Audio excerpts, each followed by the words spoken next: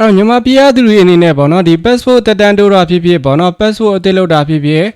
UID လို့ခေါ်တဲ့ smart card မဖြစ်မနေပြီးရတော့မှာပေါ့နော်အဲ့တော့မိတ်ဆွေတို့ကပြည်ပမှာရောက်နေတဲ့ passport တက်တန်းကုန်နေတယ်ဆိုရင်လည်းဒီပြည်ပအတန်ရုံးတွေမှာဒါမျိုး UID card smart card မရှိဘူးဆိုရင်တော့မိတ်ဆွေတို့တက်တန်းတိုးပြီးတော့မှာမဟုတ်ပါဘူးအဲ့လိုမျိုးချိန်နေဆိုရင်တော့မိတ်ဆွေမြန်မာပြည်ကိုပြန်ပြီးတော့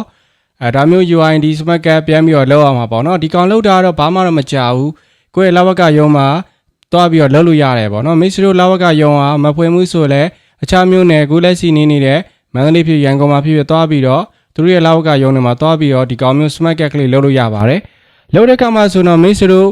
သက်ဆိုင်ရာမျိုးနယ်လဝကရုံးကဒီ data အချက်လက်တွေဖြည့်တဲ့ခါမှာဆိုရင်လုံးဝအမှန်ကန်ဖြည့်ထားရဆိုတော့ဘာမှပြဿနာမရှိဘူးပေါ့နော်ကျွန်တော်တို့လောက်တော့ဆိုရင်တော့ဒီမွေးနေ့ခုနှစ်တွေလွဲတာတို့အဖေနာမည်တွေလွဲတာတို့ဒါမျိုးတွေရှိတယ်ပေါ့နော်ဒီလိုမျိုးရှိလာပြီဆိုရင်တော့မိတ်ဆွေတို့သက်ဆိုင်ရာမျိုးနယ်လဝကကိုပြန်ပြီးတော့ဆက်သက်ပြီးတော့လောက်ခန်းတာပေါ့နော်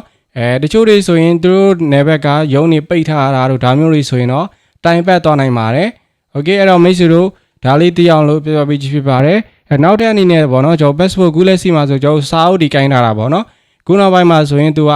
e-passport ပေါ့နော် electronic passport ပုံစံမျိုးပြောင်းမယ်လို့လည်းသူကကြီးညာထားပါတယ်ဒီလိုပြောင်းထားမယ်ဆိုရင်တော့ပြည်ပမှာစာအုပ်ကိုင်းထားတဲ့သူတွေအနေနဲ့မြန်မာပြည်ကိုပြန်ပြီးတော့ electronic passport ပုံစံမျိုးပြန်ပြီးတော့ပြောင်းအောင်မယ်လို့သူကပြောပြထားပါတယ်အဲ့တော့မိတ်ဆွေတို့ခုနောက်ပိုင်းမှာဆိုရင်တော့ဒီ passport တွေအသစ်လုပ်တာဖြစ်ဖြစ်ပေါ့နော်ဒီတက်တန်းထိုးတာဖြစ်ဖြစ်ပေါ့နော်ဒါမျိုး UID card တွေလွှဲလာနိုင်ပါတယ်အဲ့တော့ဒါကြောင့်မို့မိတ်ဆွေတို့ကဒီအကြောင်းအရာနဲ့ပတ်သက်ပြီးတော့ကို passport ကတက်တန်းကုန်ကန်နေပြီဆိုရင်တော့ဒါတွေလေ့လာထားဖို့လွယ်ပါတယ်โอเคအဲ့တော့ဒါလေးပြောပြပေးကြည့်ဖြစ်ပါတယ်အားလုံးကျေးဇူးတင်ပါတယ်ခင်ဗျ